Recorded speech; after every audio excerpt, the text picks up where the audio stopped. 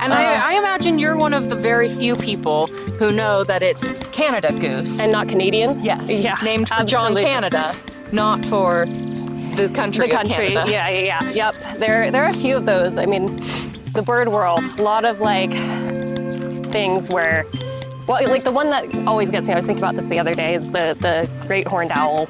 And it's less of like a misnomer situation because the actual, well, first of all, they're not horns, right? They're tufts. But like people always call them the ears, which I get in some ways. But if you read up on your owls, you know that owls' ears are in their neck area. And they're actually like one slightly higher than the other. Really? Yeah, because it helps with their, like being able to hear the different sounds and kind of figure out where things are, locate. But yeah, people are like, those tufts. I mean, this is the rant now. This is let it rip. They're like, I love its ears. Their ears are so cute. And I'm just like, you can't see their ears. I go immediately to third grade Christy, who is like gonna be an ornithologist. Yeah. So.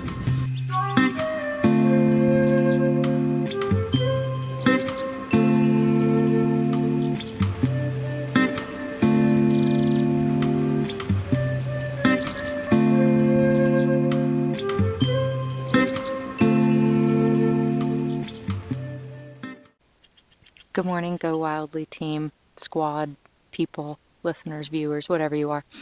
I'm out here today at the Greensprings Mountain Loop Trail. I am solo interviewing today my friend Christy, and we're meeting here in the parking lot. Let's see if she's in this car.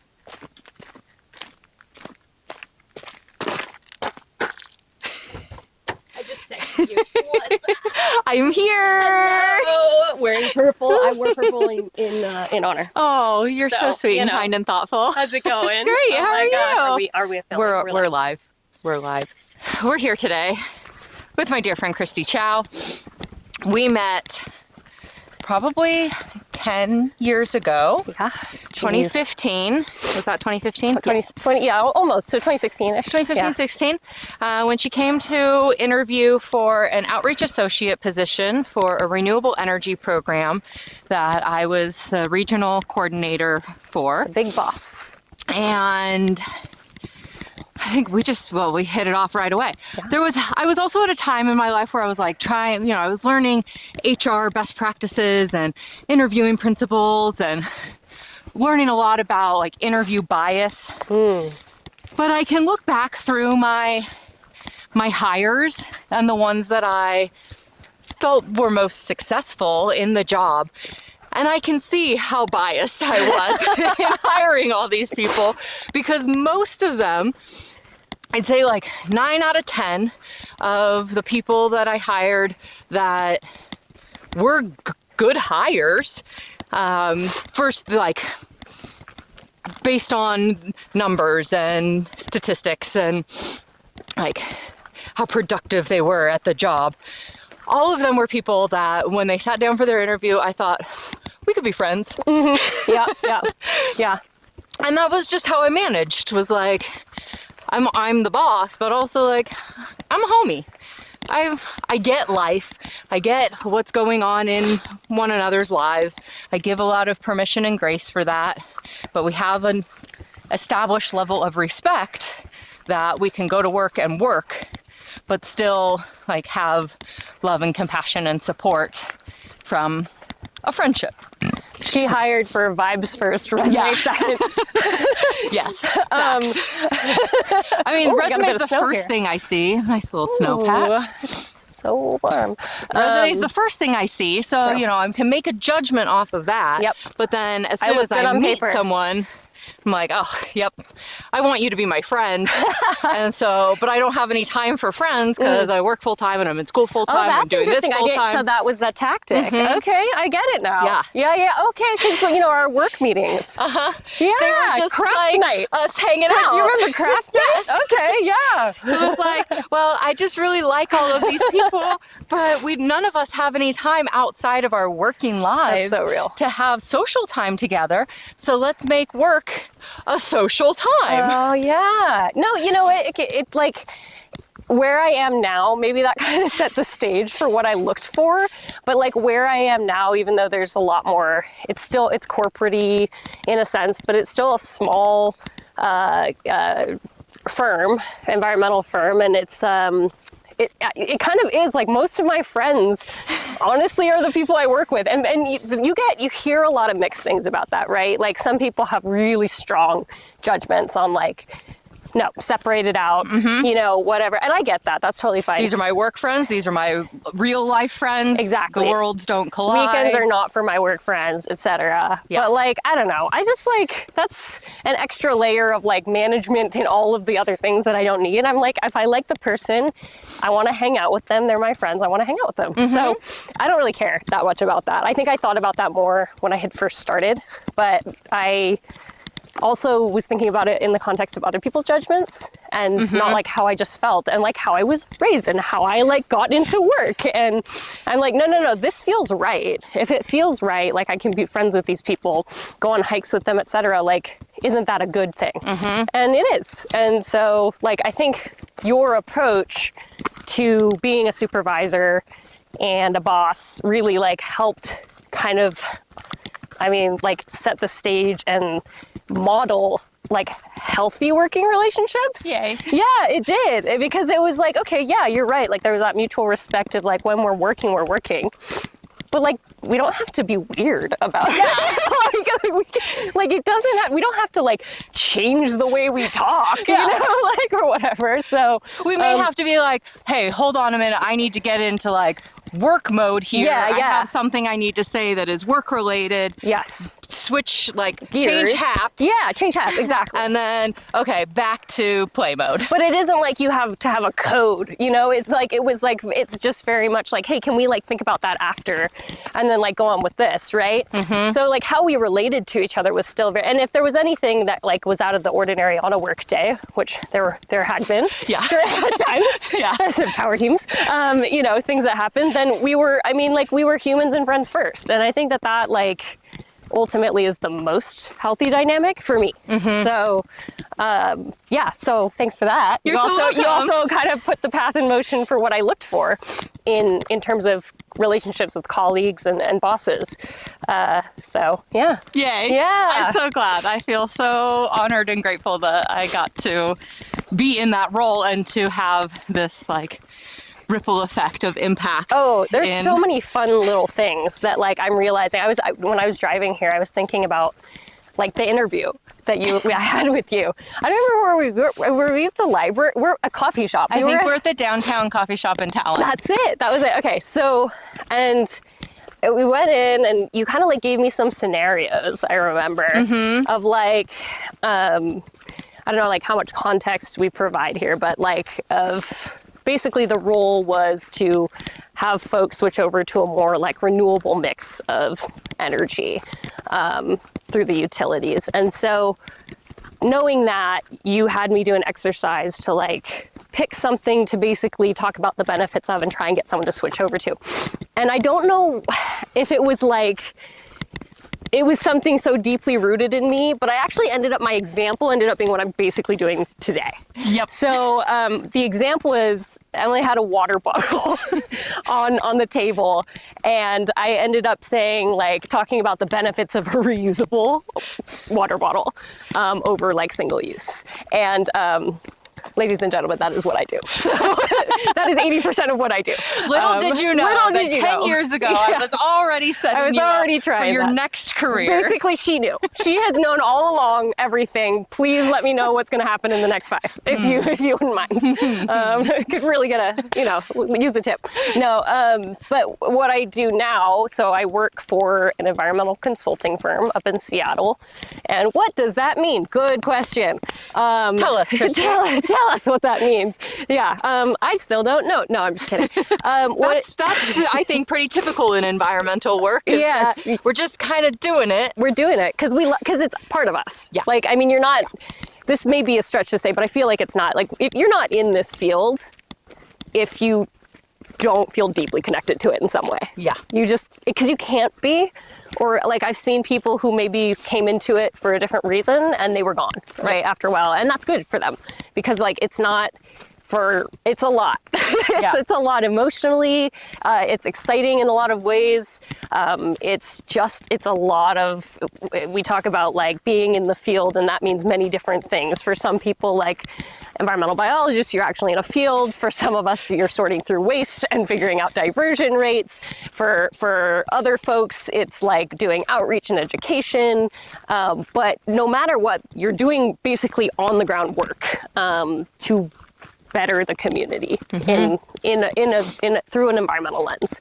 So that is like, it's tough. It's tiring. It's exhausting. But you learn so much. And if you have that passion for kind of systems thinking, I would say, systems thinking, improving those systems, and then like have that understanding that you're a piece in a massive puzzle that you're a link, but you're a necessary link. I think that's the point, like the part that those of us in the field who are in it for a while, we really take to heart and we really realize, right? Is that like, we know individually, some days it feels like our little actions don't matter.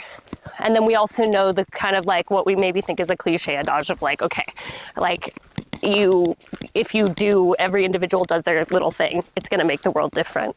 But like, it really is true. I mean, because it is like, there's a reason we call it a ripple effect, or, you know, whatever you want to call it, the link in the chain. Like, individuals have influence and power on like the next person and the next person, the next generation. It's all about relationships. Like, and I think those of us in the environmental sector, like, when we go into it, we know that it's not something that we do solo.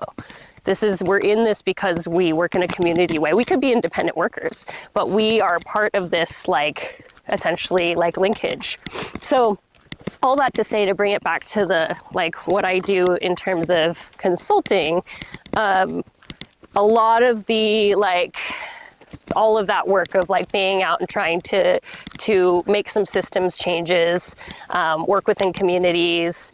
It could be so many different things. Like 80% what I say of my work when I go back to the reusables is like, I work specifically in a field called, or a subject matter expertise called the circular economy. That's what we call it.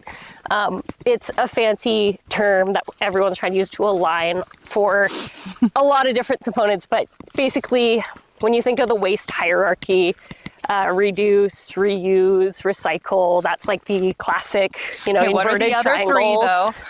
There's compost, there's organics, and then, I mean, there are many others. This was on the last episode with Rihanna. Yeah. We got into a like, oh shit, what are all the R's? Regenerate, reclaim. So so this is where I'm going to. Reuse, repair, share, reclaim.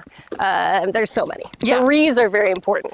They're way more than reduce, reuse, recycle. Exactly. There's a dozen more ways to deal with the things that we have. Yes, and so where I focus is typically on reduce and reuse. So there's a lot of recycling that comes into the work that I do. The company I work for, Cascadia, it started as a kind of like a recycling consulting and waste assessment. So people going out and sorting through companies or municipalities, mostly cities, counties, their waste, taking samples and looking at doing audits and seeing how much of this is recyclable material, how much of this is compostable, how much is going to the landfill, and what can we do then after this to devise a plan for these cities, counties, companies to reduce the amount that's going to the landfill, increase the amount that's recyclable, and then ultimately reduce, like, you know, if you can work what we call upstream, reduce the amount period that's going into the stream, right?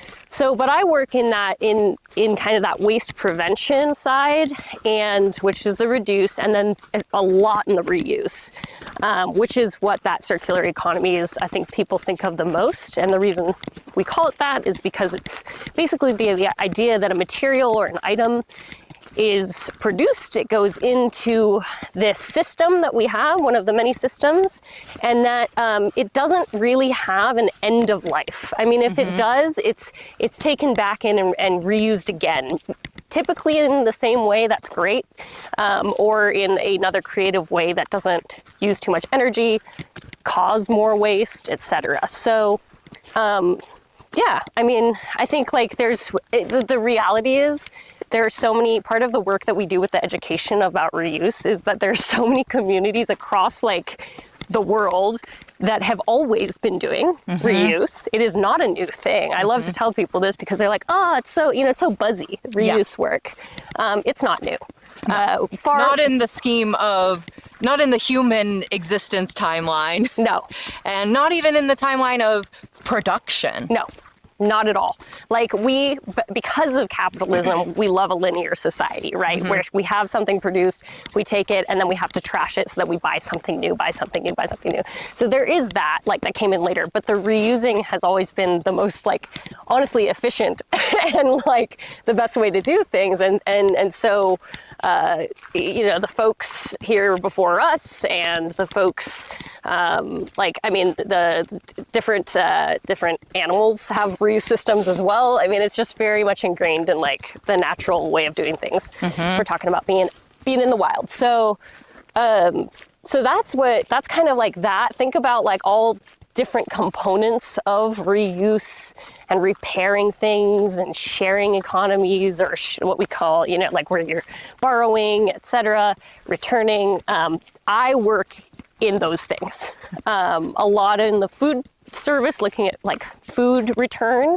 There's in Ashland, actually, for a long time, there's been the Rogue to Go, which has been like maybe 5 years or so. Yeah, probably, like maybe even longer than that. But and I know the city council has been like a really big proponent of all that, and so that's like a reusable container that people get at some of the restaurants and can put food in, and they return it, get a token. I think it's a token system, and then they just keep trading it out for new containers. And so that's great. That works on, that's what we call an open loop system for the circular economy, where you can take something one place, bring it to another, and have it still stay in the system. And so that's like primarily, I would say, where I work right now in that area, because I work a lot on trying to scale that kind of system in the city of Seattle, which, I mean, that's like a whole sit down thing, because that's like, it's happening, it's starting to happen, and it's really, really tough. Yeah. It's really tough, and it's going to take us a really long time. It's taken us 3 years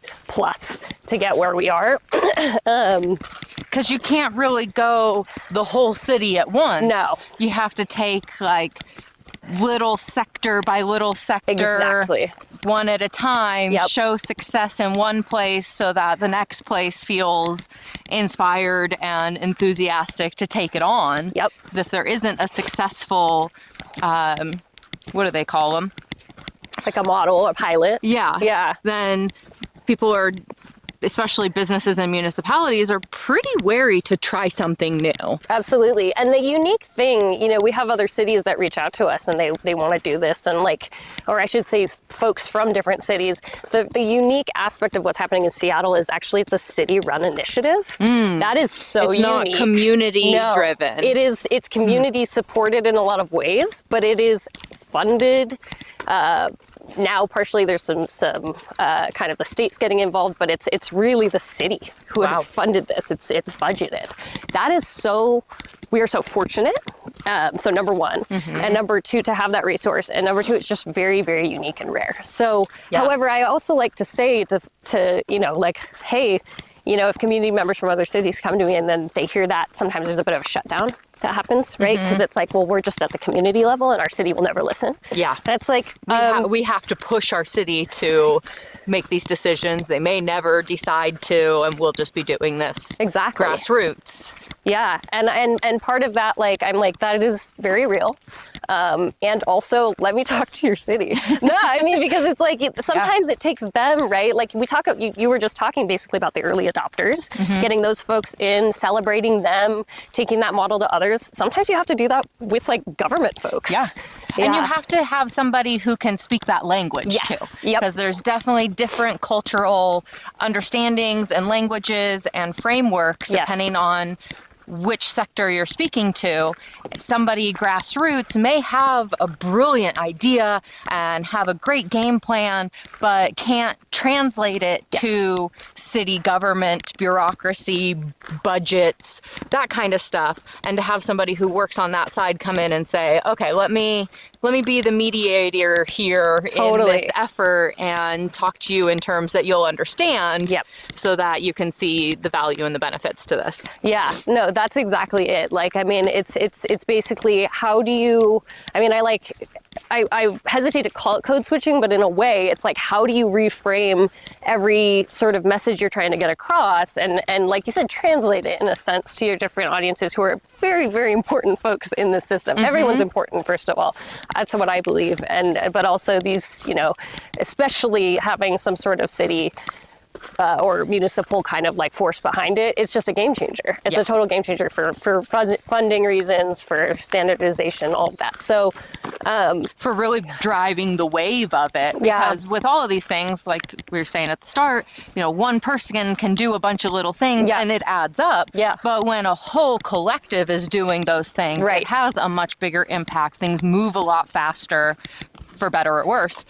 And so if you can get a whole municipality on board that is driving it, it'll just happen so much faster. And I mean, that's not to say too that like community driven efforts like aren't able to, that I've seen that happen and it's incredible. And like, I think in Seattle, a lot of our success has been because of the community driven. It's just that it's a game changer in that things can happen much more quickly, right? When you have some city funding behind it. So, So talk to your cities, you know, get involved. I know that's like, I feel like that's something they always tell you in school, like in the Pacific Northwest, in our bubbles. They're like, get civically engaged, getting, you know, involved. And it's like, okay. But then like, you know, well, you always were. You were like, until very recently. We'll dig into that later on another episode. But I mean, it's like, it really is true. It's like, be in the know so that you can speak the language and know the people. That's a huge part of it. It's like knowing who to talk to. Because it is all about who you know. It really is. That's how you get successful. It's so true. It's so true. Like, it's who you know, but like to some degree, who you decide to go out and know and find. So that's the part that I really love and wish people talked about more with like this whole relationship building and how to be successful, et cetera, is like, yes, there is a lot of this, like, you know, who you get to know through your journey, like because of, particularly in a work context, like because of where you work and what role you are and what level you are. There's some of that, but like there's also like, I'm a cold like emailer, cold caller of like, I've had success. I'm just gonna say, you were trained 10 years ago to just walk up to strangers. Literally because of Emily Berlant. I'm so-and-so, and I want to talk to you about XYZ. You want to listen? No? All right, have a great day. You do? Awesome. Let's dive in. Yeah. If you close the door in my face, it's not personal. It's not personal. But also, I really, really want to talk to you about this. But if you don't want to, somebody else is going to. And it's going to happen. Yeah. You're going to be part of this. We're going to get you eventually. It sounds so knife salesy. It was much better than that. But yeah, I bring that up because I'm like thinking about how I was like, I don't have a local Seattle contact for our like the Ben and Jerry's. So random.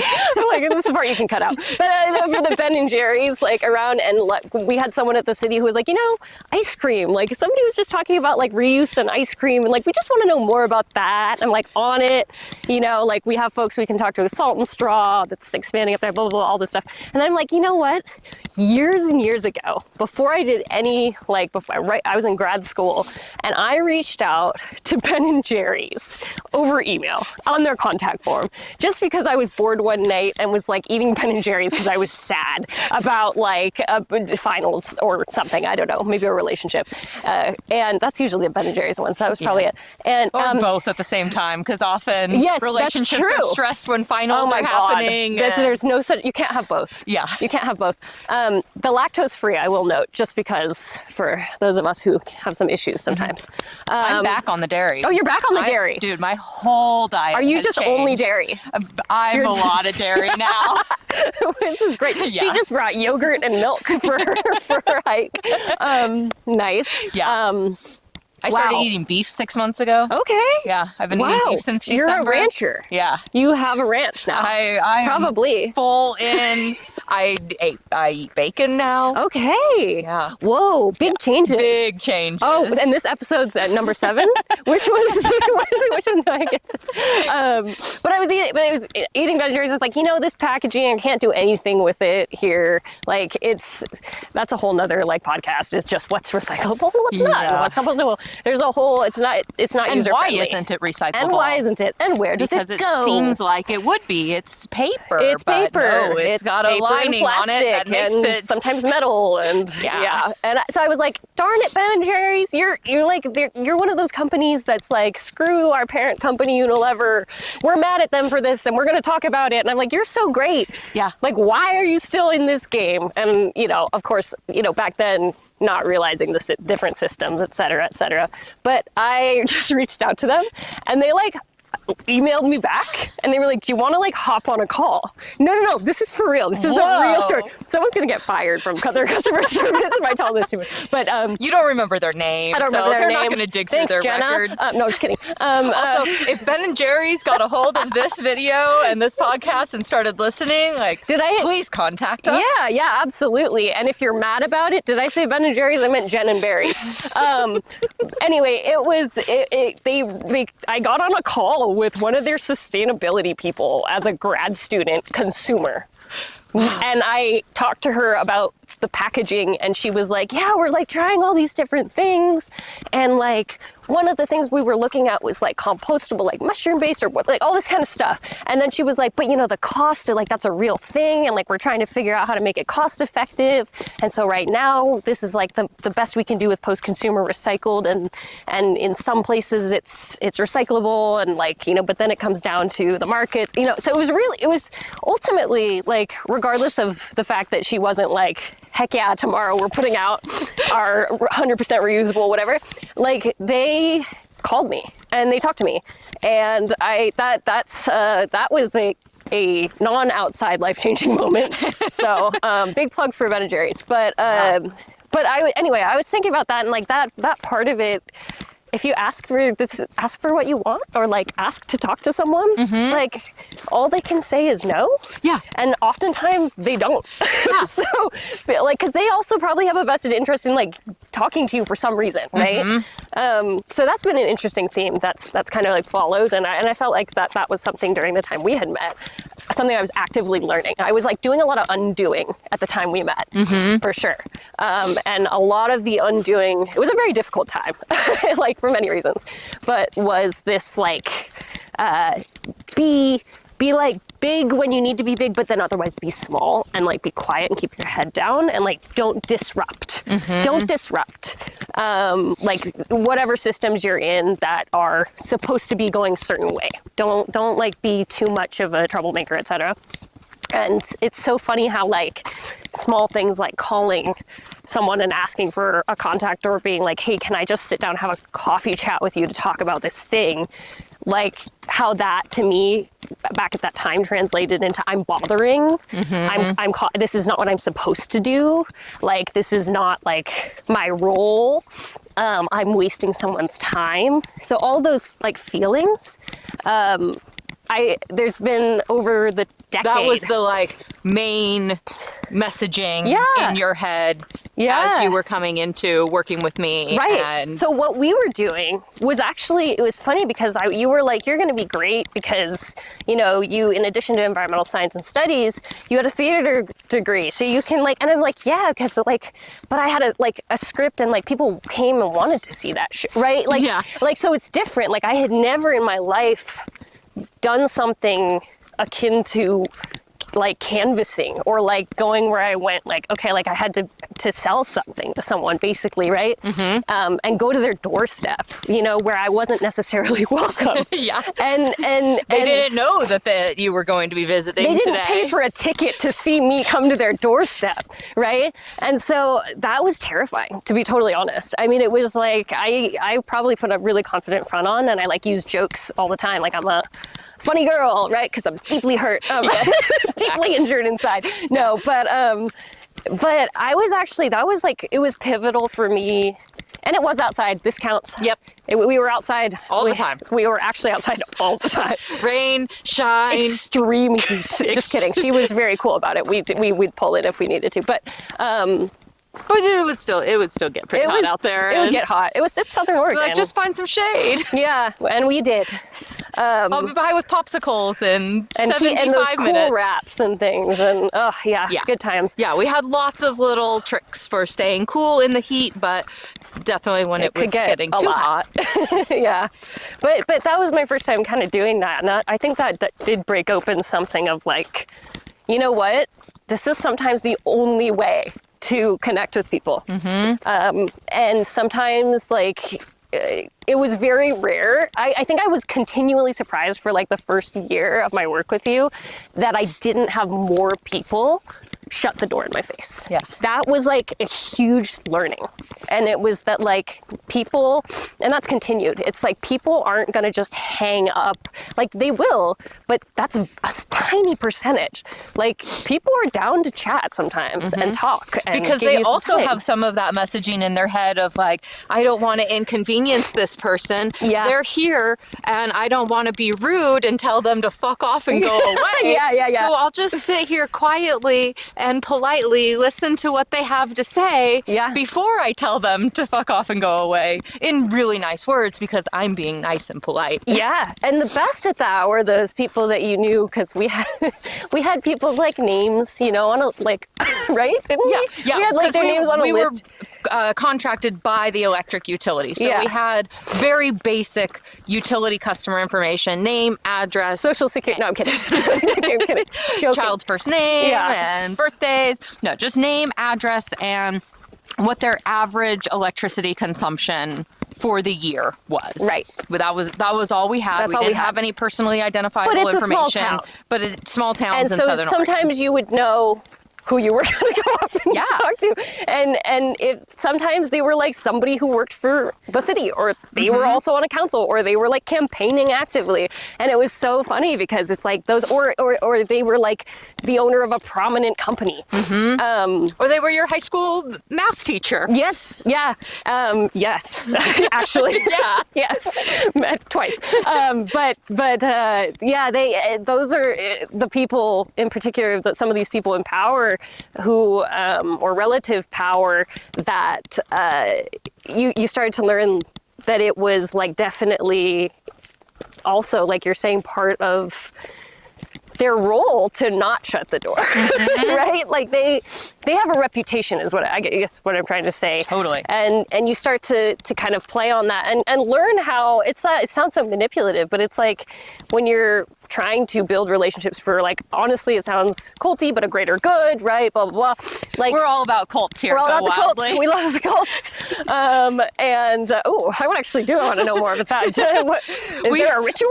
No, we've had one so far, and I have two other people in the queue who all grew up in some kind of cult that are guests with us at some point in time. Okay, cool. Yeah. There needs to be a cult thing, like an episode. We'll probably once we like are a little bit bigger and we have things behind a paywall. We'll have like a cult cult section, the cult content. Yeah, the cult content. That we bring back all the people who grew up in a cult and we like sit down and dissect the different cults and get questions from the listeners. Do a little like Sequoia seance. Yeah. I like this. Very cool. Yeah, we're into cults here. We're into cults. I mean, in general, we're into cults, but also like it is cults Oregon. For the good. I mean, like the reality of the situation. Oregon has a big cult history. I don't think I actually knew that until like maybe 10 years ago or so. I don't know. So you met Rihanna and found out that she grew up in a cult. Yeah, but she is one of the individuals. Yeah. Yes, but also like, yeah, other people who I won't name, but are in my life who I realized, and then who like didn't realize they grew up in a cult until a certain time where that like knowledge was broken open, and they were like, wait a minute, this seems like a cult. Yeah. Or there was some show I was on. It was like a spoof, and there was like a spoof on a very famous Oregon cult, and it was a skit, and it was kind of like. My friend was laughing the whole time, not being from Oregon. It was like, oh, I remember hearing about this. It's funny. I was like, but this is actually interesting because this is like so many people I know. Yeah. Like the cults are still alive and well. Let me just say that much. So. And there was that Netflix special, The Wild Country. Is that what it's called? Oh, I don't know. About the cult in Eastern Oregon, or like kind of central Eastern Oregon. Like the Maharaji. Maybe that's cult. Actually the one I was. Yeah. That like they built a whole city, right? Like outside some rural cowboy town, and had 20,000 some odd people move into this built city. It's insane. And yeah. Oregon loves their cults. I want to hear more love about that at some point. And the one that was famous recently is the Ashland, the Haven. Yeah. Are you going to talk about that? No, I don't know enough about it. Okay, well, I know very little about it, but my sister I'm sure we'll dove find deep. somebody. She's in Medford. She dove deep. Okay. Because I don't know. I just like growing up in Ashland. There's a certain. You know. There's a cultiness to Ashland. There's very much a cultiness. There were literally. I was telling my boyfriend this. He's down here with me right now, but he was like asking about different cultural differences in like Grants Pass, Medford, Ashland. I was like, oh, we don't have the time for this. But I was like, back when I was a kid, you didn't go into Medford wearing like a certain type of shirt. And specifically I was thinking like sometimes you get made fun of if you wear tie-dye or whatever, anything that said Ashland, but don't identify yourself as being from Ashland, and maybe vice versa, definitely but there was one that I kept remembering, and it was like very popular, and it was like the People's Republic of Ashland. And it was like the communist classic stars, like very like, anyway, and it was, people loved that.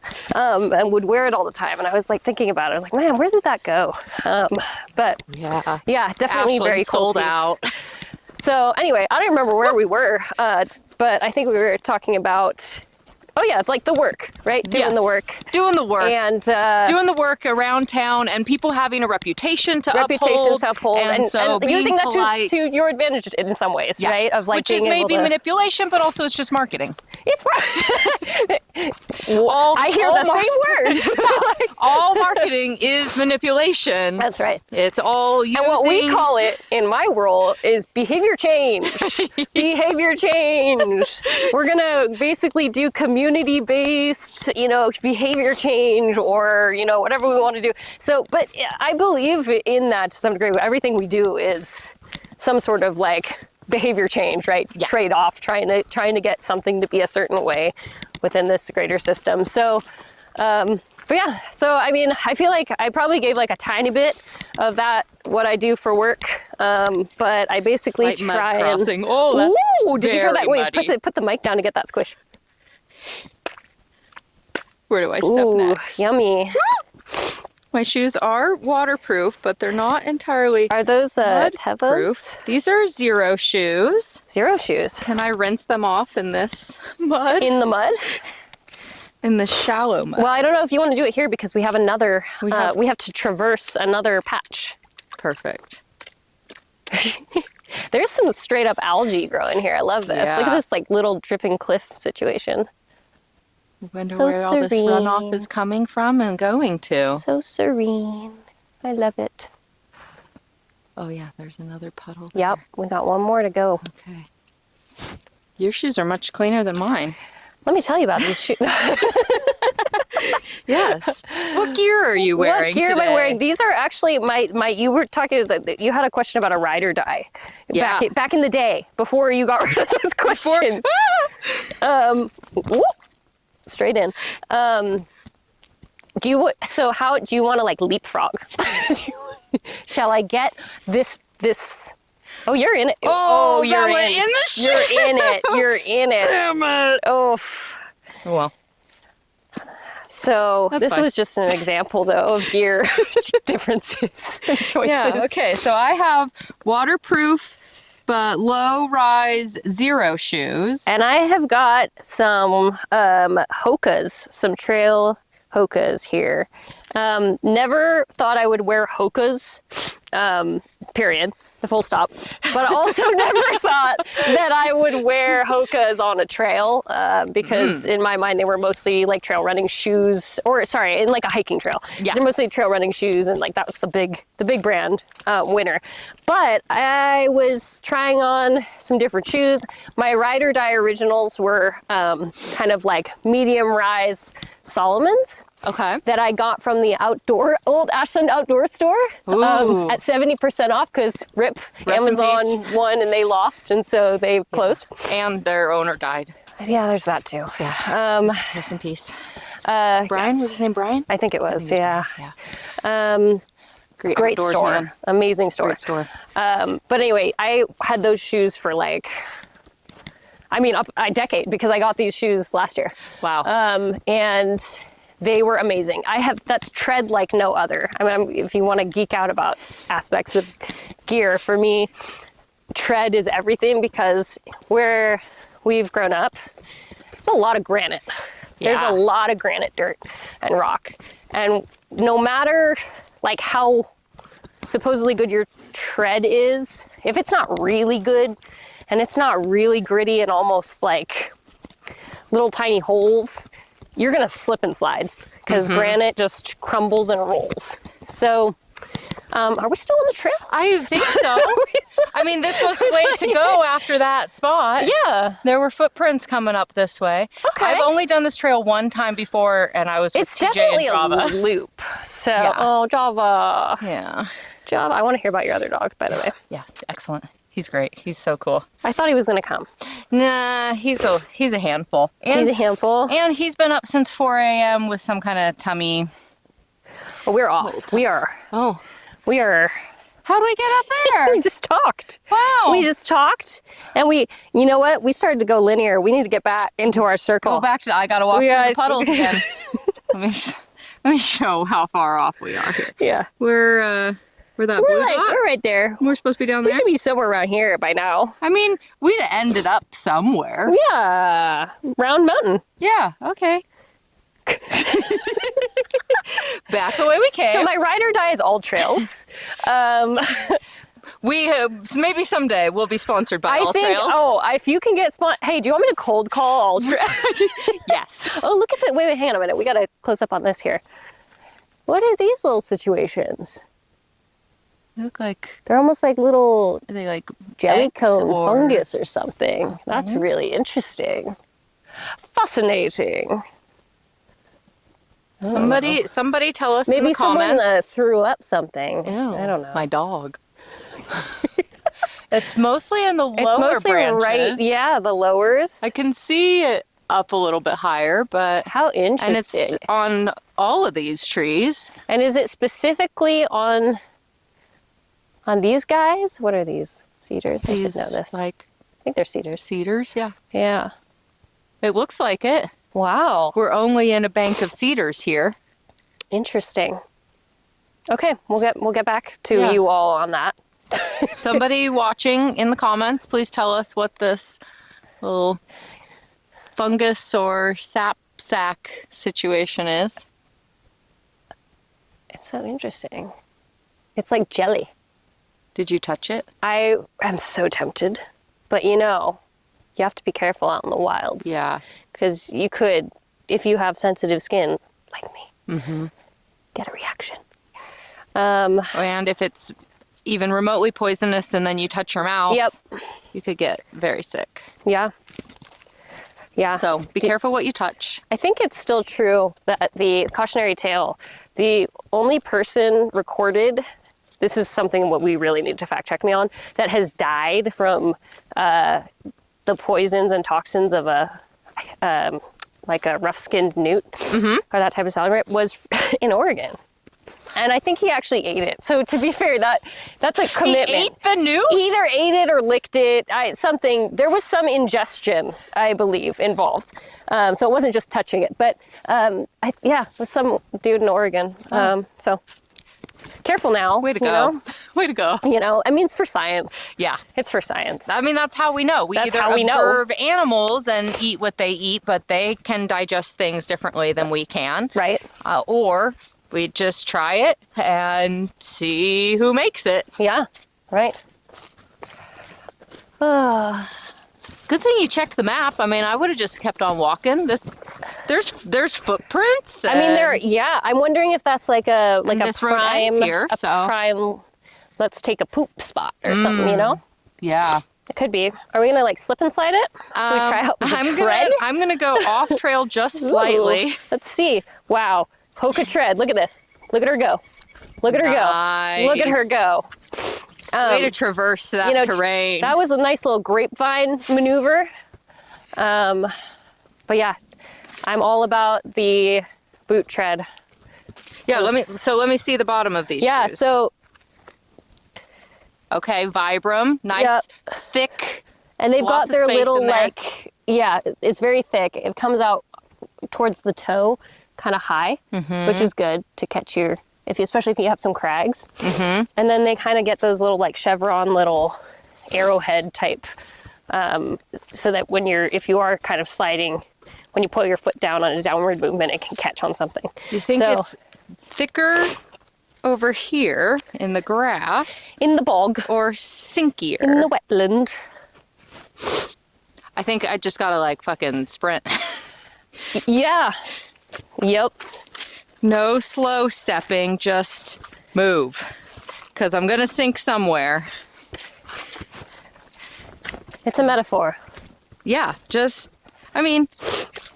check out the route, but then people just are like sink or swim, and we're like, actually send it through the sludge. Yeah. That is life. I'm gonna sink a little bit while I swim. Yeah. Oh, well that was look easy. at that. That was easy. Way easier coming back. Because you know why? Because it's really hard sometimes on the first pass through, and then you learn so much. You know how to adapt, right? Come back. Precisely. That was correct. so in Such my a head. good I said it so much better than that. So, you can steal that and make it better. But that's why I believe that we have to make mistakes. We have to stumble and figure out what the boundaries are for our learning. And then we recover and we do it better. Yeah.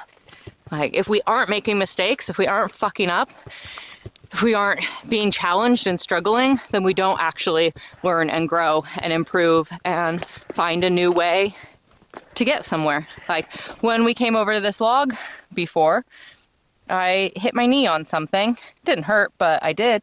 And so now I'm going to use a tripod vault. Ooh, to get over it. Camera didn't see it, but I did it. Wow. And sometimes watching people that you trust do those things. Yes. In fact, a lot of the times is key, right? Yeah. So me watching you do it and then trying it out myself. As someone who grew up in sort of a perfectionist household and family, there's a lot of anxiety around doing something wrong the first time. There's an expectation that you're going to know exactly how to do something even though you've never done it before. Exactly. So there's I'm a big fan of experiential learning. Yes. Because of that, you get to experiential learning implies that you're going to have an experience where maybe it doesn't go as planned, but you learn through doing it, right? The way I was raised, I think a lot of it was if you read about it, or if you study it, you should be able to do it, right? Yeah. And that applies to certain things, but definitely not most things, in my opinion. So I think that's what I also love about the outdoors, is because there's nobody who's a serious outdoors person who will tell you that they haven't really fucked up somewhere. Yeah. And that was scary, and it was the best way they learned, right? So, and they're still out here doing it. Yes. It didn't scare them away. Right. It was or scary. maybe it did for a little bit. Yeah. But then they were back at it because the there's a thrill to it, number one. And number two, because like it's so gratifying. Yeah. The trade-off is immeasurable. Like the joy that you get from being outside, doing things outside, learning new things outside is way greater than the fear that could be caused or the damage from the hard lesson. Absolutely. I mean, I genuinely feel now more anxiety and fear in like inside spaces, like I alluded to before. Totally. Where more things of like conversations, words have caused stressful situations than like the outside, you know? So I think like, yeah, I think that's a huge part of it too. Experience it yourself, but also watch other people experience. Yeah. And trusted people. That's huge. And that's a great way to learn who you can trust. Yeah. Is when they do it and they either do it well or you see how they deal with fucking up. Yeah. Do they go into a panic and a breakdown and start throwing things and get super angry? Or do they like say fuck and then recalibrate, reassess, and come back and attack it a different way? I think I need to change my battery. Oh. Usually the whole camera turns off when the battery dies, but that's saying dead battery, so. Dead battery. I kind of want to circle back to the like Please do, work because culture I realize component. I went way outside of it, because that's like, I feel like the nature of my work, like to close a little loop on that, like the rest of what I do for like consulting is we work with public and private clients. So a lot of cities, counties, et cetera, but also some companies and throughout the West Coast primarily. And we help them, in a nutshell, my elevator thing is we help businesses or municipalities like achieve their sustainability goals, whether that's internally with their company or, you know, within the entire scope of whatever they're working in, so a city or whatever. So with Seattle, the reuse work that I do, that's for the full city, that's with Seattle Public Utilities, and we work to help reduce waste and get reusables to be more of the norm within the city. I work with Seattle Parks as well to help them with various things, but a lot of like public engagement work with their different partners, and I work on some mostly waste projects. There are folks who work on climate specific work within my company, transportation sustainability. So that's like, we are the experts, or like the people that kind of house the knowledge and the resources and time and expertise to be able to help solve sustainability challenges for companies or cities or counties that might not have that dedicated staff to do so. So in a city, what are the like top 3 to 5 reusable things that are the easiest, the fastest to get incorporated?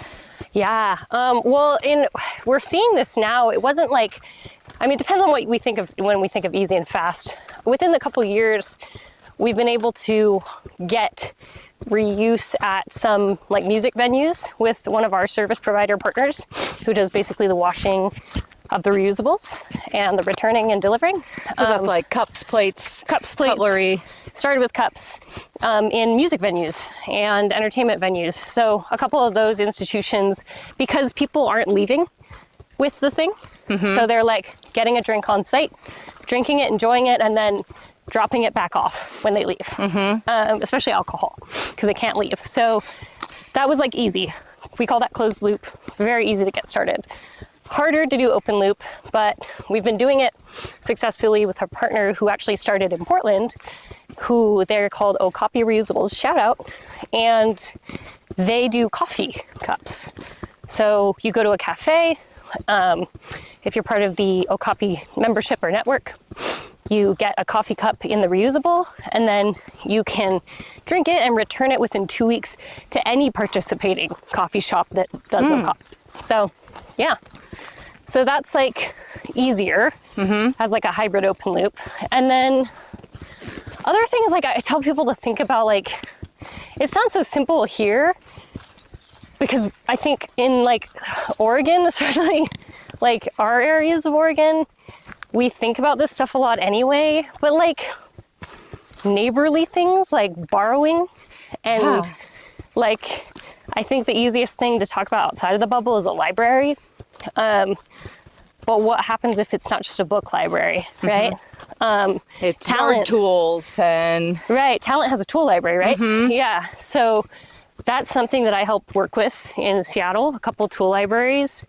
And there are many in Seattle and the kind of region, but it's basically lending, borrowing, sharing. If there's a fee, it's like not very much. It can be sliding scale. You can sponsor someone who can't maybe afford the fee. And it's just creating access, resilience, and like reducing waste by sharing, like, and building community. Building community. Like, it's actually kind of crazy. There was a cider press that I wanted to borrow. Yeah, this is cool. In the fall, you know, Pacific Northwest, apples. And I was like, I'm gonna make cider on my own. And you love apples. I love apples. You know this, you remember this. Love apples. I can't see an apple. I just hit the mic, sorry. Without thinking of you. I know, it's so true. Yeah, no, I love apples, and I wanted to make, oh, that's a junco. Little bird flying by. I wanted to make fresh pressed Washington apple cider. And so the tool library that I'm part of had a cider press that is very popular in the fall to rent out. And so I looked at the calendar for who was renting it. And I was like, okay, so in 2 weeks I can get it. Who has it for like, somebody has it out for like a week and then it's like extending it. Is this our trail? Ooh, that's a good question. It's probably our trail. Let's see.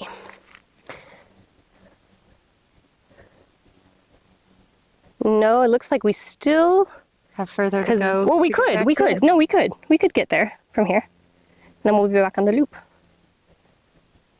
As long as we get either up here or here. You want to try this? Yeah, let's do it. Okay. But the person who had it rented out before me in Seattle, massive city, major metropolitan area, was a guy named Wilder, who had gone to school with my sister. He was an Ashland High runner. What? Yes. And I was like, there's no one, and his last name was kind of unique-ish. I was like, there's no way that's not him. And I did a little stalk and found he went to University of Washington and works in the area after he graduated from Ashland. And I was like, no way, this is this guy. I grew up with this family and he has the cider press before me in Seattle. What are the odds? Yeah, I mean, it's like, oh, you could think Pacific Northwest, whatever, but it's a huge city. So it was kind of crazy. And did you live in your neighborhood? That, I would assume so, only because you typically join a tool library that's kind of near your neighborhood. Totally. So micro community. Right, building. hyper local sharing. Because that's the best model typically if you can do that. But yeah, so that was really cool. So I didn't actually get to he doesn't know. He probably doesn't even remember me. But I saw his name on the calendar. I was like, that's crazy. Hope he cleans it well. He did. He did a good job. And then I used it and made cider. But it's there is that community building that you don't necessarily know who had the tool before you in that kind of scenario. But if you do sometimes, it's just it's cool. It's there are really real human connections behind all of this. So I'd say that's the easiest thing in any community is truly the old school neighborhood model, whether it's established as a resource officially or not. Buy Nothing has been really popular. I don't know if that's popular down here. It's pretty popular. It's more popular in Ashland and Talent, I think. Okay. It's pretty active in Grants Pass, but it's not as it's not as well respected in Grants Pass, I'd Understood. say. So for those who don't know, who are listening and watching, Buy Nothing is a global community through Facebook primarily. I don't know if it's hosted on other... There's an app now. Oh, cool. Yeah. That's good to know. But Facebook's still primarily where people engage. And you can come into the group and it's about hyper-local micro-sharing. It's all giving and receiving. There's no trade. There's no money exchange. And somebody can go on there and post... I have a queen mattress to give away. It's in good condition. I don't need it anymore. who wants it. And any number of people can respond and say that they want or need it. The gifter can put any number of parameters on it, like tell me how many people sleep in your house, or I don't know, whatever they want to do to help make the decision for gifting easier. And then they pick somebody out of usually dozens of people who have raised their hand to say they'd like to receive that item. And in Seattle, they're like, I swear a lot of people are just waiting on Facebook to see the latest post so that they can say, I would like that thing. Yeah, yeah. There are people who live on that page, and there can be some like unpleasant There's real behavior. people. It's real people. But and it's, so yeah, yeah, it's real people, real stuff. Not moderated, receiving really well. Like so. Yeah, just volunteers moderating it, and their moderation is like making sure that people aren't asking for money or suggesting a trade, and it's making sure that people are giving and receiving with their neighbors. Yes, very, very close proximity. Ooh. Okay, don't do what I did going over that. We're gonna go slower. Very close proximity exchange of things, and it does allow for borrowing. I'm gonna sit on this. Yeah. So if you say, you know, does somebody have a lawnmower I can borrow for 2 days? Somebody would say, yep, sure, come on over, pick it up. And you get to know somebody, or you don't, because people can often just like leave the items on their porch. Porch pickup. But you still you're reducing things going into the waste stream. You're not buying new things. You're not traveling great distances to get goods that you're looking for. Right. Like you're going within 5 miles usually, and that might even be a stretch. Yeah. Depending on the size of your town. And it's so great. It's such an awesome resource and network. Yeah. The Grants Pass one is a lot of baby clothes and baby goods. Yep. But occasionally there's some really, which doesn't apply to me because I have no babies.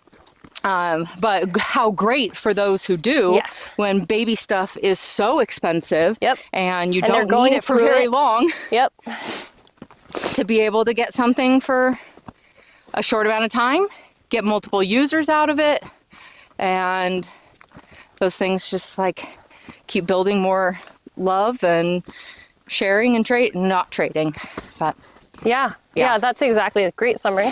That's kind of like, I would say, one of like the easier lists.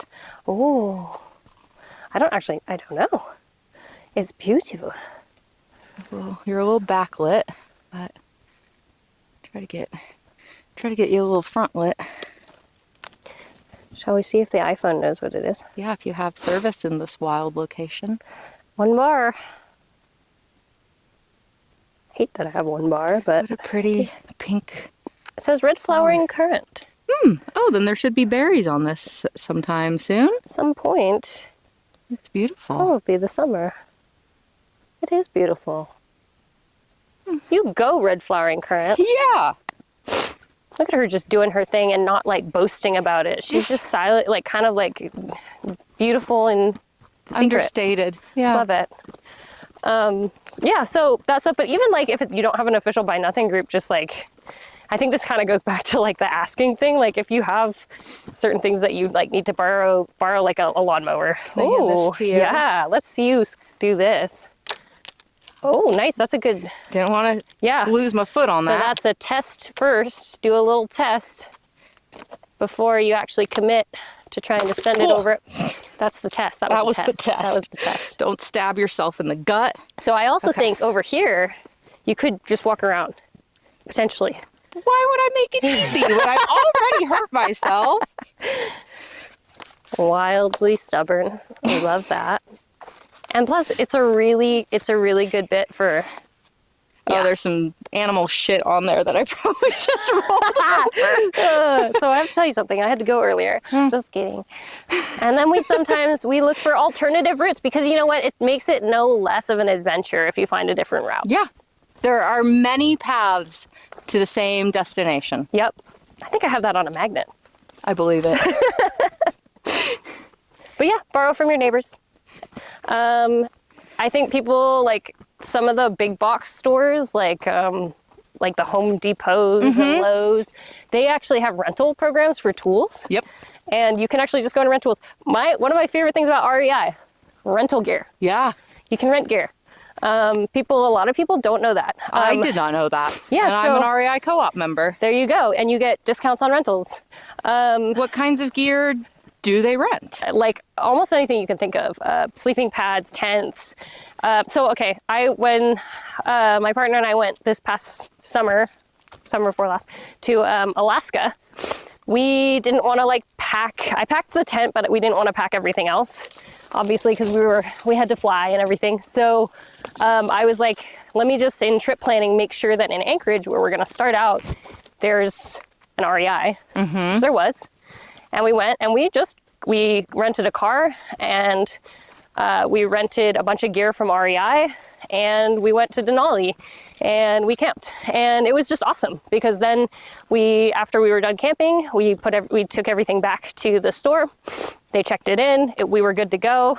And then we didn't have to travel with all that gear. Do you have to take it back clean and ready to be used again, or do they clean it? No, they'll clean it too, but you want to, in good condition. I mean, you want to, if it's covered in mud, you're going to want to clean that off first. Yeah, don't be an asshole. Yeah, don't be an asshole. You do a gut check. Yeah. But in all things in nature, do a gut check. But yeah, I bring it back in good condition, and then you're fine.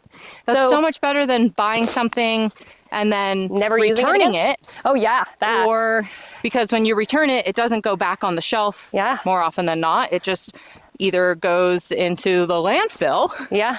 Or maybe it gets donated. Probably outside the borders, typically. Yeah. If we're thinking of clothing, tend to be off the rack, so it'll go shipped south or somewhere else to the east. So so that's a really good option. Figure out, and REI is a big name, but in the Pacific Northwest, there are gear rental places as part of the retail places all over. So I'm thinking mountain supply stores, a lot of the mountaineering, or if you're going to go ski and snowboard, for instance, stores, if you want to go to a mountain and go snowboarding, a lot of that they have a ton of rentals as well. So you just kind of have to know to look for that, to be honest, and ask for that. Because once you start doing it, you're like, why haven't I always been doing this? Once you start, it's really hard to stop once you become aware of it, that it's available. Well, and if you get over, my ex-husband, I was very into the reduce, the reuse, the borrow. I mean, that was you committed your life to that. Yeah, that was very, very important to me. And we moved into a house. We needed, some lawn maintenance equipment and... Oh, yeah. Oh, please don't say he bought it. Well, we borrowed from my dad. Okay, good. And then it became I feel like we could just ask a neighbor, hey, can we use your lawnmower every so often? And, we'll throw you a couple bucks, or if we're using it a lot, there should be some compensation, co-ownership relationship. You don't just want to mooch off of people. Right. But he was very resistant to borrowing things from people, and was much more interested in buying something so that he had it, and he always had it, and it was his, and he owned it, even if it was something that we were going to use maybe twice a year. Yeah. And that's understandable in some ways. I mean, we again, back to what I do for work, there are a lot of people and cultures where I'm thinking to a lot of the part of the cultures I'm part of, Chinese culture, where clothing is still to this day, it's for the new year you should be getting new clothes, right? New is better because it means security and status, that ownership, you have it, it's yours, it's something you can be proud of and claim that you worked for. That's really hard to break through as a mindset for a lot of people. It goes beyond just saying, well, you're being wasteful. It's that part of it I can understand culturally. It's also really tough because once you get to the other side and see like how a lot of like how much better it can be to just share and get things kind of used or whatever, then it's like, you know, it's a big switch for some people. Yeah. But there is like, I just want to like be sure to say that like I don't want to judge necessarily that because I judge him because I judge for him. many reasons, but yeah. I don't judge the morality of wanting something to be yours. Right, right. What mushrooms are these? I don't know if they're like, oh, well, they're shelf mushrooms, conchs, something like that. I don't know. What I would judge is them judging being like judging the people who are reusing, right? Or Yeah. like, you know, going into that and making a judgment about that. At that point, it's like, you know, like let people be. Because for some people, it's a choice. Right. To want to reduce their consumption. Yeah. And use products that are already on the market, Yep. not drive increased production. Right. And they're consciously making that choice. Very conscious, yeah. For some people, it's a necessity. Yes. They don't have the disposable income Absolutely. to go and buy these things Yep. or to pay somebody to provide this service for them. They have to do it themselves and they have to save money wherever they can. So being able to rent a tool that allows them to do the work on their own and is cheaper than buying the item that they only need for this one project Right. can save them so much money when they don't have much money. Yeah. And then get there's one. the intersection there between those that need to do the, like it reuse is the necessity. And then there's shame around it because of that, because it shows that they couldn't get their own thing. And there's that whole, there's so many incredible, like, that's the other thing, Emily's like with this work, as you know, there's so many like incredibly fascinating cultural complexities. So many emotional layers. People get, I say this all the time. When you talk about, you think it's just like recycling waste, whatever, people get so emotional about even like recycling. Yeah. Like it's a really emotional thing. I'll never forget, circling back to the work we did together, when there was a conflict because I was talking to somebody who was feeling very defensive. They were in some sort of mood and they wanted to engage, but in a less than productive way with the kind of the work we were trying to do. And I remember one of our messaging things was like, oh, I see that you like, you know, have recycling and like, you know, you're composting or you have whatever it is that makes them like celebrating them for doing things that, you know, help the planet. And like, they went on this like whole rant on how they're a great person because they recycle and they do all this stuff. And they don't want to like switch their energy. That isn't going to make them a better person. Like they don't need to think that that's going to make them a better person when they already do all this incredible recycling. And the recycling was really the thing that this guy was stuck on. That's what made him a great person. Absolutely. Was he recycled. Absolutely. So it was like his signal, right? Of his kind of morals. And it was just fascinating because I was like, whoa, like that's incredible. You know, like people can get really, really emotional about it and in so many different ways. But yeah, I think like it's the emotion behind these like issues that I think when I bring up what I do to some people who aren't in the environmental sector, they're kind of like, okay, so you help with like bins recycling and stuff like that. And then they kind of like brush it off. And I'm like, but like, just wait till you see like how much that intersects with everything you do or like what, you know, goes beyond that. Like it's really, people can get it's very complex in terms of humans and emotions and behaviors.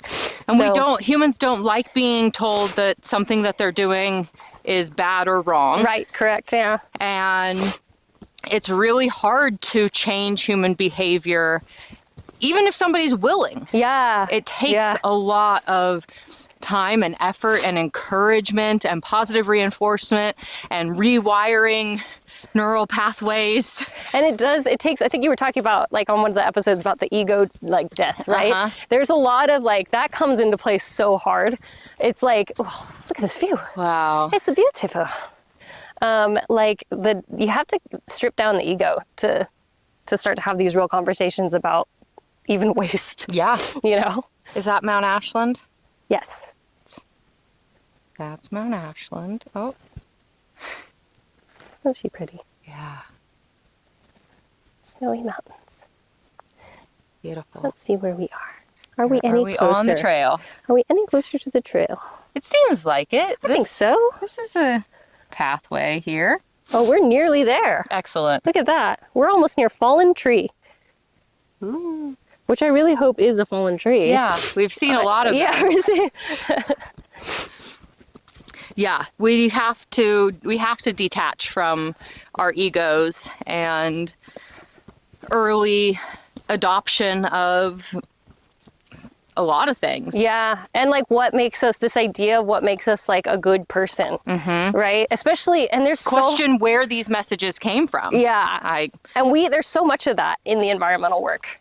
There's so much of that. Like we like it to some degree. You have to like be egoless, but at the other hand of it, like you get into like the work that I do, where there's a lot of like corporate stuff, and you're working with both public and private, but people high up in this industry, and there's a lot of pride, and not saying that pride is unnecessary or that it's necessarily bad, but out of balance, right?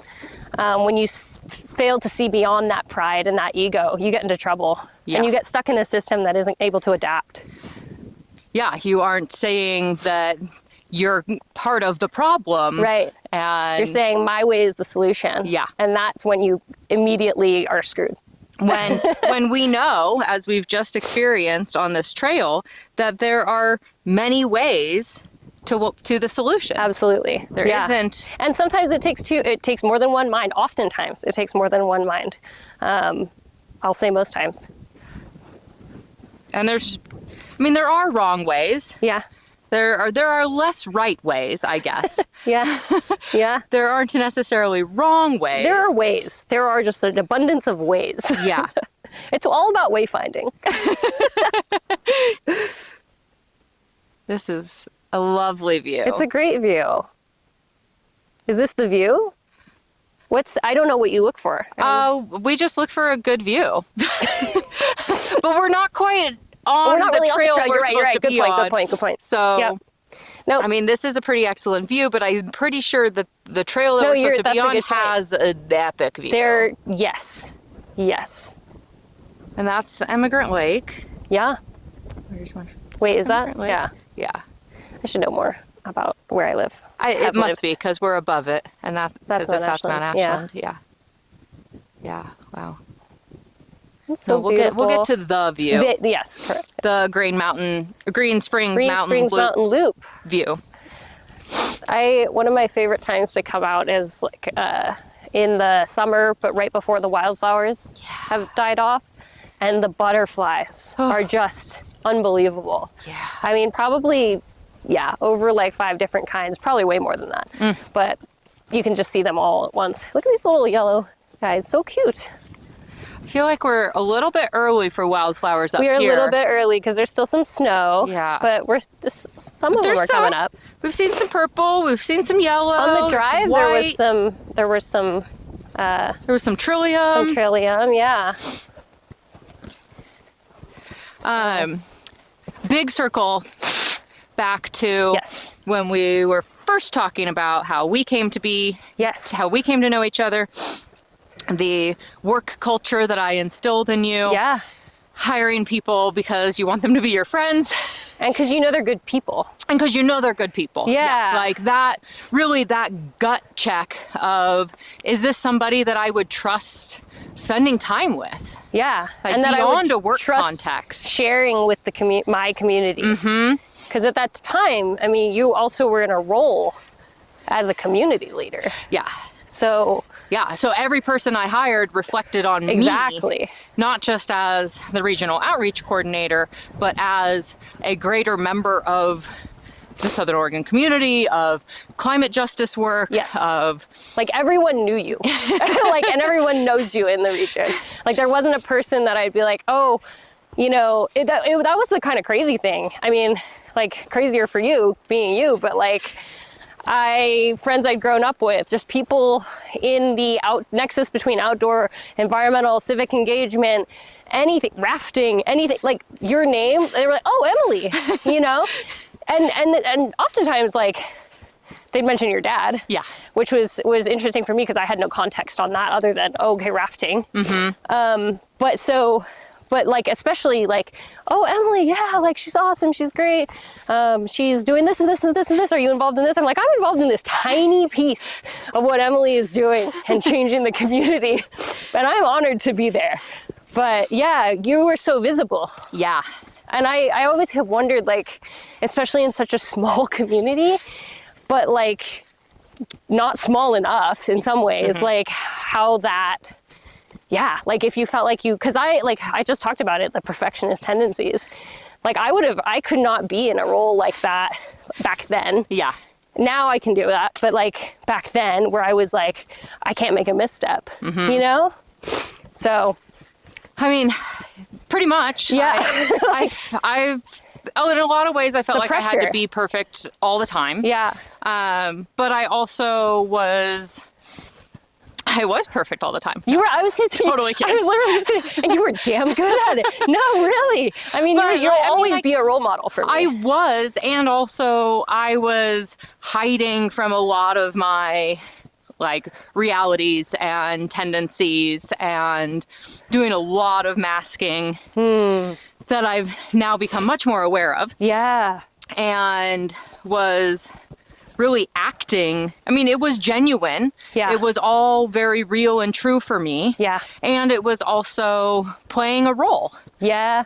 Yeah. It was like, well, I believe in these things. I am acting out of my own moral volition. Right. But a lot of it is being dictated by other people, other groups. And so I didn't have 100% autonomy over what I was doing and who I was being. And it was definitely a lot of just smile and nod. But while at the same time being authentically who I was at that time. Right. I've moved towards an even more authentic version of myself. So at the time it was authentic. It was as authentic as I had the capacity to be. And I think I feel really lucky because like in hearing this and hearing your experience and not getting to like actually dig into it after 10 years, right? Until 10 years later, like, thank you, first of all, for sharing all this. And also like, I feel lucky and honored because I feel like I saw you at this point and where you're wearing all these different hats and being these different roles, but I got to see maybe a closer to more like authentic version of like who you were to become and who you are because we were friends. Because I was allowing the friendship component versus other people that were like, these are professional people. Yeah. But it was really hard to like not show my silly little quirks too. So I try to be as myself, but definitely I felt like I had to play a role of very serious, very put together, very organized, very PC. Yeah. Like meet people's expectations of what they expected of a person in politics, of a manager of people, of a professional environmentalist. Right. And it was as much playing into the roles that some expected of me and defying the roles that some expected of me. Ooh, yeah. Like I didn't want to be too hippie while I was doing all this environmental work because I wanted it to be accessible and digestible for people. Yeah. I wanted to be able to meet people at a common ground and not deter them because I had dreadlocks or showed up smelling like weed or like was extreme about my opinions and ideals. We are at a fork in the trail. We're at a fork in the trail. Which way are we going? It appears that no matter which we choose, we could potentially end back up here. We are now on the in trail. the loop. Which means that if we want to do the full loop, we'll have to come back here. But since we already did a good portion, we can call it good and maybe head this way? Yeah, All I right. think so. The Excellent. longer part of the loop back to the parking lot. But it's fascinating because you had at all of these, at any given time, you know, like you were assessing who you were in the environment with, like who it was you were speaking to, and you were having, and I learned a lot from you from this, but like it's exhausting. Yeah. Because you were also trying to gauge and figure out who to be. That's a lot. I mean, especially because like, I mean, you know, we were young. Yeah, I was in 2015, You were like 26, I was 25. 25, yeah. And yeah, I had to figure out who I was going to be in that moment. And that being the like, I couldn't just be me, being one thing. And also, I am multifaceted. Yes. I can be whoever and whatever I want to be, and whoever and whatever I need to be Right. at any given time. It doesn't mean that that person that I was this morning for that group isn't me. Even if it looks and sounds different than the person I'm being for this group this afternoon, Yeah. it's still just different parts of me. Yeah. And while it was absolutely exhausting and is part of why I'm much less involved these days in a lot of those things, it was really rapid growth in my self-awareness and like identifying what of those parts that I was playing, what parts of those parts did I want to retain when I left those spaces. Yeah. And deciding, and especially now that I'm coming into this podcasting work. Yeah. And having to like kind of tap back into some of those skills and personality components that have been dormant for a while since that time, and remember that that was still me, even though like that chapter closed, that work ended, that time of my life is in the past. Those are still skills and traits that I had and honed and are ingrained in me that I can pull out at any time. I might need to, you know, brush the dust off and put a little oil on and get the joints squeaking again. But it's still there. I still know how to do it. I still know how to talk to somebody about anything, even if I don't know them, find a way to connect. And you know how to listen. And I know how to listen. And that's the best part about podcasting. I'm a good listener. Because you get these people who just talk all the time. And sometimes we will get people who need a little bit of coaxing.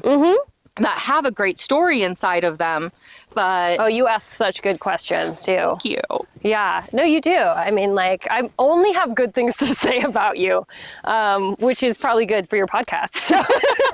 But I already told, for context, I already told Emily this ahead of time, but I was like, I'm going to probably, maybe when we sit down and make you cry, I'm not really sure, but it's all going to be really good things because you've changed my life. And I say that so genuinely, for the reasons that I spoke about before, like in terms of literally, like, I mean, I think you also gave a reference for my current job that I've been in for 5 years now, which is wild.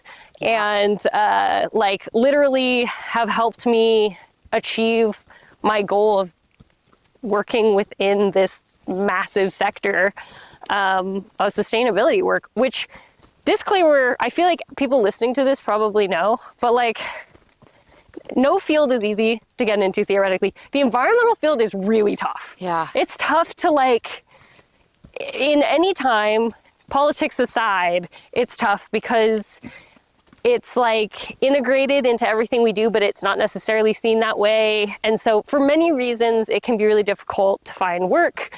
And when you do, it's tough work. Sometimes it can be hard to sustain yourself, you know, depending on what you do. Other times, like if you're very fortunate, I feel like I'm very fortunate in a good position where I'm able to be comfortable and still get to do the things that I've wanted to do within like helping create a more sustainable waste-free world, or not waste-free, but lower waste world. And, you know, it's tough. So I think it's tough too because it is so values based Yeah. and Yeah. emotionally, like it's just We're in super it. emotional. We're in it.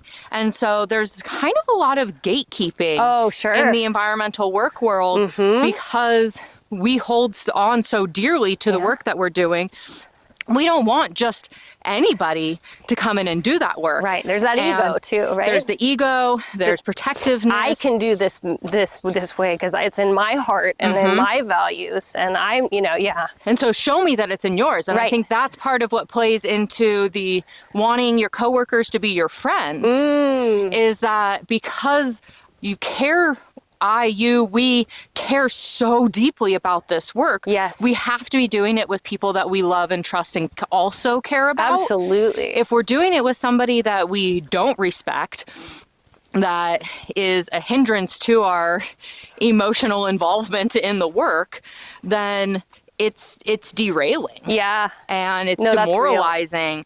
And I think working with people who don't share the values and who you don't see as a person that you could hang out with in your regular life makes it really hard to go and do that work. Yeah. No, it's like where is your community within the work that you're trying to do? I think that's probably similar for a lot of different sectors, but again, especially with this work, because you hit the nail on the head, it's so values driven. Whether you're working in environmental like nonprofit or for profit, it's the bottom line is people come into this work specifically majority because like it's a passion. It's literally they feel like they have to do this, right? Like this is part of, look at that beautiful jelly fungus. That's so pretty. You're going to notice, talk about unmasking the ADHD. So hello, we are medicated, but it is wearing off. But yeah, like, I love you in all your forms. Thank you so much. You get so many of them, but we are multifaceted diamonds. Thank you. Yes, we are. We are rough. Rough-hewn diamonds. Let's go back up to the diamond part. Let's just stay at the diamond. Shiny and We're number sparkly. 10 on Mohs hardness scale. So yeah, no, I think like the whole being like your heart is in this, and what you're saying is really like interesting because, and I have questions like for you, like what did it look like?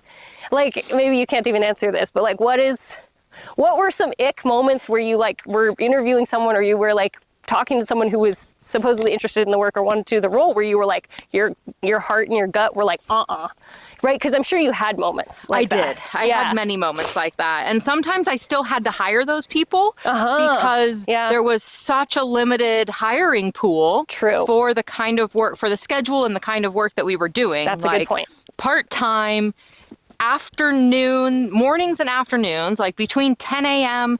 and 6 p.m. Yeah. Maybe 7:30 at the latest. On your feet, walking outside, interacting with strangers, cold calling people at their houses. Yeah.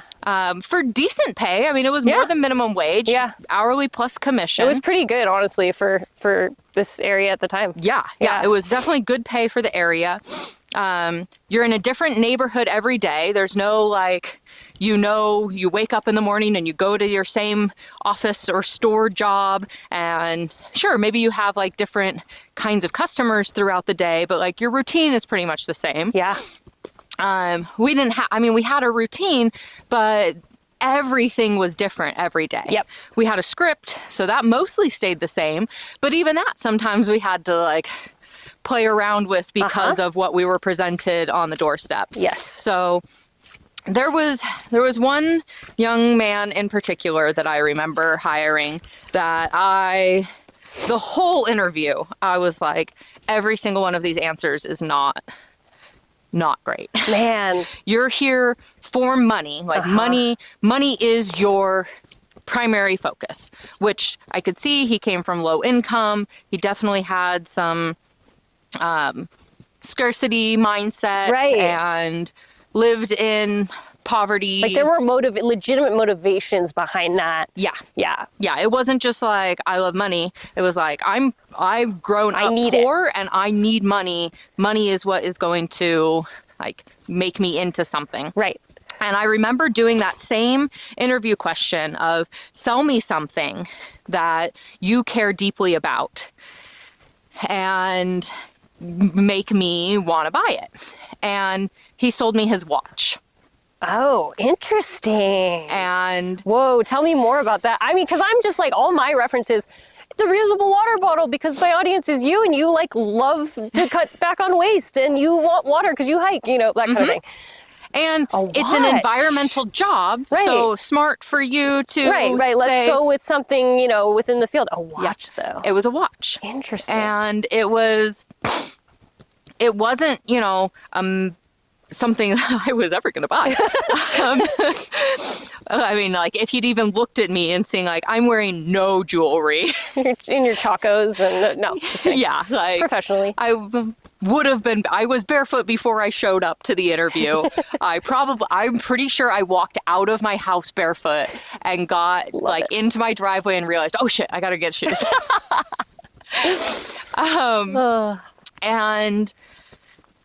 But his selling of it was all about what it meant to him.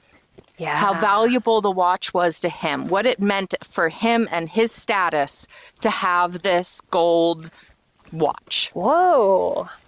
And I'm pretty sure that I just, you know, went along with it. Yeah. For the sake of the interview. Sure. I ended up hiring him. I think he only lasted maybe 3 weeks. Okay. Barely made it out of training.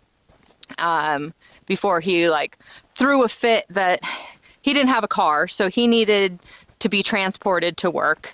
The bus system didn't always get to where we needed to go. Yeah. And he blamed somebody else not picking him up on their lack of communication, but really it was his miscommunications. So he couldn't take responsibility for his actions. Yeah. And every time I interacted you're just with not him, ready it was a problem. to do any kind of work like that. And we're back with a fresh battery. We are back.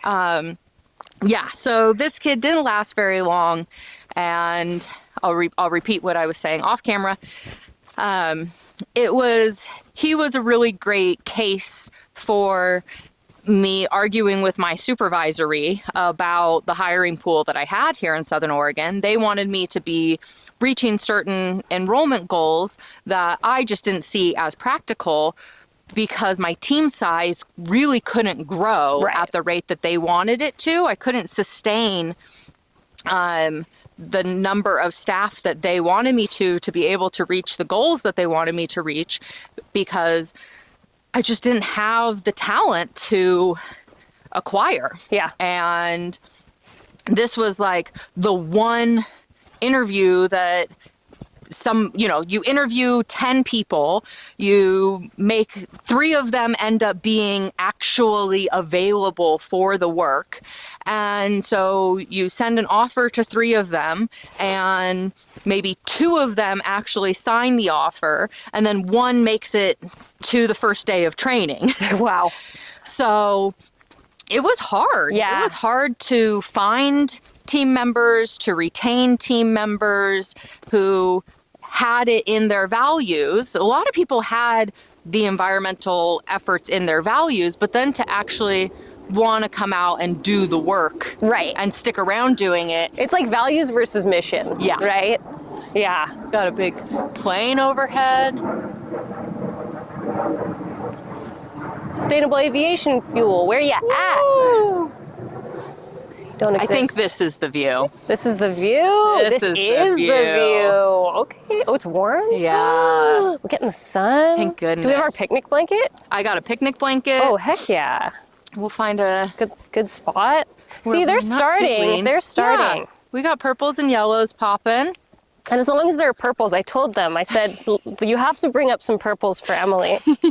I can't go anywhere if there's not purple. Have you talked about that a lot on the show? No. No? I'm waiting for somebody in the comments to notice to that be you're like always in purple? Yeah. Yes. Where did that start? Like, is that just... is it just, it's my favorite? It's just, me. It's who I am. It's who I am. I've just kind of always gravitated towards it. My dad was pretty into purple when I was a young child. Okay, so yeah. a lot of my like hand-me-down river gear was purple. Okay. I think there's more view up there too. We can always come back to. Yeah, let's see what's up there and then we'll come back here. Yeah, a lot of my early river equipment, hand-me-downs were purple, and just kind of, I just started to notice at some point. In high school, I think my senior year, I made a point to, like, literally every Friday, I wore purple. Okay. Kind of like on Wednesdays Purple we wear Fridays. pink, but on Fridays I wore purple.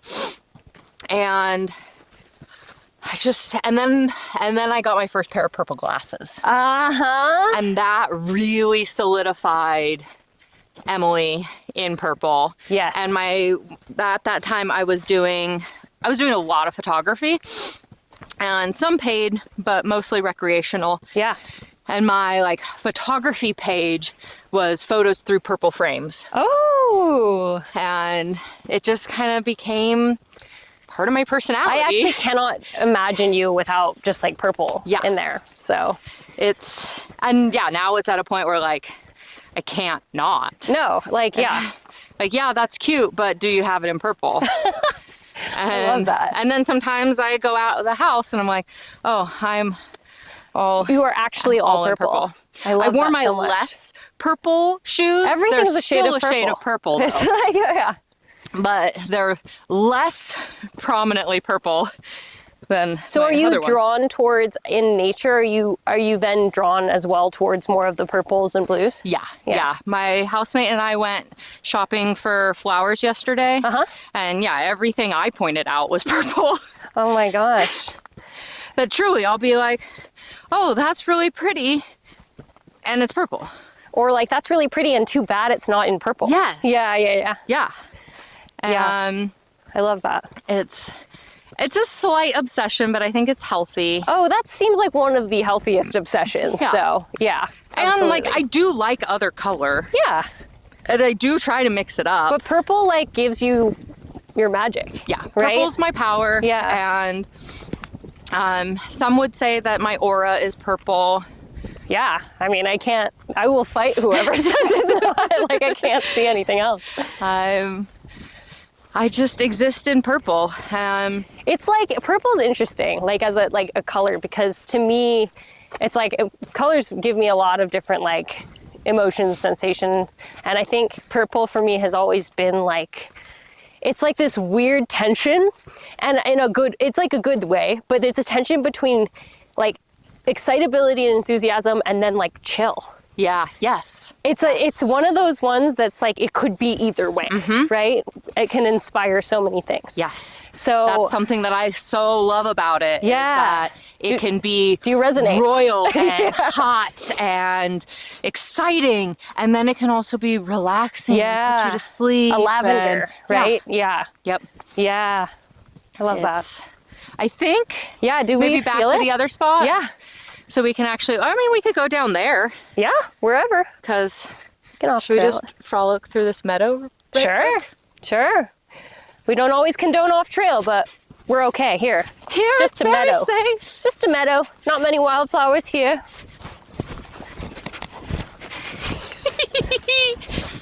Oh, to frolic again. Oh, so nice. With this view. There's some rocks. We've shown the view. It's a view. It's a frickin' view. She's pretty. She's a good looker. And there's also, if you look beyond, there's some mountains beyond mountains over there. Yeah. And that's Pilot Rock up there. That's Pilot Rock. Pilot Rock, Mount Ashland. The Ashland Valley down there, which we can not really see much of, which is heavy nice. topic, but Pilot Rock has always been really interesting for me. Like I know a lot of people, like I've never hiked it or summited it. And the reason, because, I mean, my friend, my best friend in elementary school, his parents, I no longer am connected with him, but his parents actually and grandfather died. Oh. Their plane hit Pilot Rock. Oh, fuck. Yeah, yeah, you can edit that out. But I think about it, and I'm like, Wow. But I feel like at this point, I'm like, I'm ready. Yeah. It's time to go summit Pilot Rock. Dang. I just did it for my first time in October. How was it? Awesome. Were there, like, was it scrambly? Only one section. Okay. Yeah. I love a scramble. Only one section had a scramble. And I want to talk about that more because you're doing more climbing. Yeah. And I'm doing more climbing. And it feels like an interesting, like what is this, Yeah. right? Like, yeah, it's new and old. That's what it feels like for me. Like familiar. Familiar, I'm like, the technical is new. The technical, the jargon, the culture is new. The actual act of trying to desperately not fall, and also the creativity and fun and the truly like attention, the ADHD, like I have so many options, what's gonna like, how can I get up this thing? That is old, right? That's in me. That's it. And Childhood. I would seek that. Yeah, thank you. Yeah. And what I hope is the rest of my life hood. Yes. Right? Because you're building skills for longevity. Yeah. And I know for you, like, I'm like, maybe there's a lot of that's part of the natural movement community, which I want to know a lot more about. I've already expressed some interest. We have so many fun things to talk about. Oh my God, we have so many. I hope we have like 90 minutes, give or take. Just kidding. Credits. Film edited and produced by Heather White and Emily Berlant. The Go Wildly music is Rainmaker by Jared Masters. Special thanks to Christy Chow. Recorded on location at the Greensprings Mountain Loop Trail. Thanks for listening. Please follow, like, subscribe, and of course share. New episodes drop every Friday. Remember to rate and review. Find us at Go Wildly Podcast everywhere.